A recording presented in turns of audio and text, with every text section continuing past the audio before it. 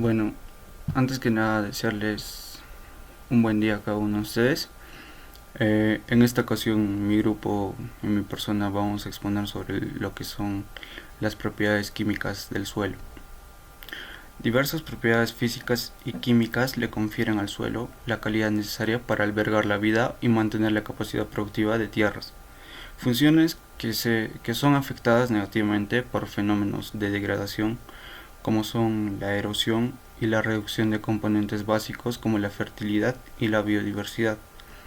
Las propiedades químicas nos permiten reconocer ciertas cualidades del suelo, cuando se provocan cambios químicos o reacciones que alteran la composición y acción de los mismos. Entre los más principales tenemos lo que son la materia orgánica, la fertilidad, la acidez, alcalinidad. Algunas sustancias químicas se exhiben en las capas inferiores del suelo donde se acumulan, mientras que otras sustancias químicas que son menos solubles quedan en las capas superiores del suelo. Cuando algunos de estos productos se ponen en contacto con el aire del suelo, tienen lugar reacciones químicas como en particular la oxidación, que provoca la formación de sustancias químicas más solubles o más frágiles que las originales. En consecuencia, se aceleran los procesos de meteorización, aumenta la lixiviación de las sustancias químicas y se producen otros cambios en la composición química del suelo. Por eso es importante mantener el control de un suelo en sus propiedades químicas, teniendo en cuenta siempre los parámetros recomendados para que así éste no pierda sus propiedades iniciales y sea posible aprovechar al máximo un suelo fértil. La situación de los elementos químicos. Bueno, tenemos lo que es la fase sólida, ¿no? Este forma parte de la estructura de los minerales o incluidos en compuestos orgánicos. La fase líquida contenidos en el agua del suelo. Por lo general, las moléculas están total o parcialmente disociadas en iones. Componentes inorgánicos del suelo. Los elementos presentes y que más abundan en el suelo son el oxígeno y el silicio, que representan el 75% del total. Luego le siguen el aluminio, el hierro, el calcio, el sodio, el potasio y el magnesio. También en los componentes tenemos lo que son las arcillas. Las arcillas son partículas minerales pequeñísimas de tamaño microscópico. Existen de diferentes tipos: caulinita, mica, monmaralenita, vermiculita, clorita, óxidos e hidróxidos, compuestos de oxígeno Acerca de la capacidad del intercambio catiónico. Estos vendrían a ser los indicadores del potencial del suelo para retener una cierta cantidad de nutrientes o intercambiarlos. Otro concepto sería de que estos afectan directamente a la cantidad y frecuencia de la aplicación de fertilizantes en el suelo. Ahora, la capacidad del intercambio catiónico representa la suma total de los cationes intercambiables que se puede absorber, y esta varía en el suelo de horizonte a horizonte. ¿Cuáles son los cationes más comunes?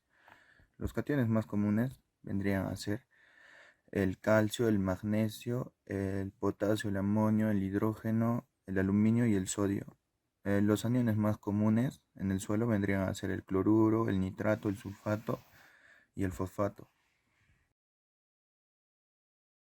que afectan principalmente a la capacidad del intercambio catiónico. Vendría a ser el porcentaje de arcilla que se encuentra en él, el tipo de arcilla presente, el contenido de la materia orgánica, si presenta hidratos o hidratos de hierro y aluminio, y también vendría a haber mucho lo que es el pH. Ahora, el procedimiento para realizar en un laboratorio el intercambio catiónico, lo primero que tenemos que hacer es sacar una muestra de 200 gramos de suelo. Después se realiza la saturación, es decir, el lavado para eliminar las sales sueltas que no están en el complejo de la arcilla. Luego se agrega el acetato de amonio y de esta forma se realiza un intercambio iónico entre los cationes que estaban adheridos al complejo. Como el complejo es arcillo-húmico, y también tendría que ver los aniones de amonio y posteriormente tendríamos que lavarla con alcohol y eliminar el exceso de ion de amonio.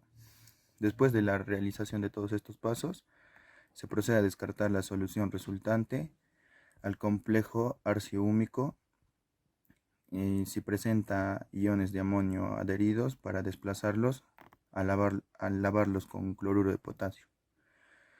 Al término de todos estos pasos, se procede a titular agregando fenolftaleína y formaldehído a la muestra y para terminar tendríamos que sacar los cálculos y el cual nos va a indicar la capacidad del intercambio catiónico. Eso sería todo. Una propiedad química de solución de suelo que contiene iones donde se caracteriza según Arrhenius. Mediante una ionización caracteriza a los ácidos que contienen iones. La acidez del suelo se determina por la concentración de protones. En la solución del suelo también se expresa como pH, que es el logaritmo cambiado de signo de la concentración de protones a una disolución determinada. El valor de pH varía entre 0 a 14, donde en la mayoría de los suelos el valor de pH está comprendido entre 4.5 a 10, donde podemos apreciar la tabla de valores.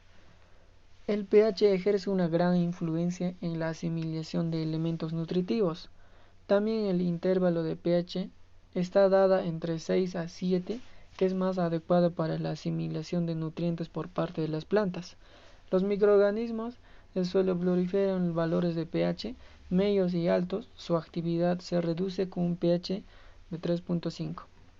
Cada especie vegetal tiene un intervalo de pH idóneo. Influye en sus propiedades químicas, es determinante para su uso. El valor de pH es necesario al considerar la nutrición de las plantas y también afectar a los microorganismos del suelo, su fauna y las plantas superiores, puesto que son sensibles a las características químicas del medio en que viven.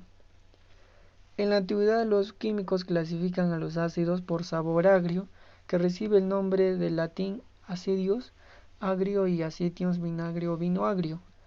Como todos sabemos, algunos ácidos son corrosivos. Los ácidos son indicadores que tienen un calor definido, por ejemplo el tornasol. Al contacto con los ácidos se tiñe de color rojo. Son compuestos químicos caracterizados por su sabor amargo y untuosos. Al tacto, al combinarse con un ácido se neutralizan, es decir, se obtiene sal y agua. Un ácido es una sustancia que produce iones de hidrógeno cuando se disuelve en agua. Cuando se disuelven en agua, los iones se liberan para producir ion hidróxido en solución. La escala de pH toma valores de 0 a 14 y una disolución es ácido si su pH es menor, neutra si su pH es 7, alcalino o básico si su pH es mayor a 7. Tal vez la injerencia más grande de pH del suelo es el desarrollo de las plantas. Se debe a la influencia en la solubilidad de ciertas sales y por lo tanto en la disponibilidad o no disponibilidad de nutrientes como iones de las plantas. Conductividad eléctrica es la medida de la cantidad de corriente que pasa a través de la solución del suelo. Dicha conductividad de esta solución tiene que ser proporcional de sales disueltas y también sales ionizadas contenidas dentro de la misma solución. Para hallar el contenido salino de esta solución se conoce mediante la fórmula que es el contenido total de sales, que es igual al 0.64 por dicha conductividad eléctrica del cuerpo del suelo. Hablamos un poco de salinidad del suelo. La salinidad del suelo tiene un exceso de sales solubles dentro de estos cuyos iones en la solución del suelo impiden dificultar el desarrollo normal de las plantas, que se consideran sales solubles mediante los siguientes compuestos iónicos, que son los cationes e iones. Dentro de los cationes tenemos a los compuestos como el calcio, el magnesio, el sodio y el potasio. Y dentro de los aniones tenemos al cloruro, los sulfatos, bicarbonatos y carbonatos.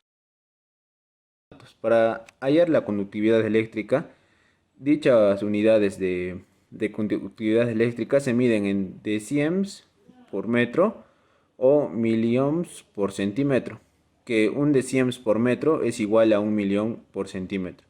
Para hallar la el contenido total de sales, que estas se expresa en unidades de gramos por litro de disolución. Ahora, la conductividad eléctrica se clasifica según la salinidad que dicho suelo tiene. El tipo de suelo puede ser suelo normal, que la conductividad eléctrica sería menor a 2,10 decimens por metro. Los suelos salinos, que son mayor a 2 decimos por metro. La salinidad ligera, que es de 2 a 4 decimos por metro. La salinidad mediana, que es de 4 a 8 decimos por metro. Y la salinidad extrema, que es mayor a 16 decimos por metro. En conclusión, las propiedades químicas del suelo son proporciones medidas entre materia orgánica y por consiguiente nitrógeno total.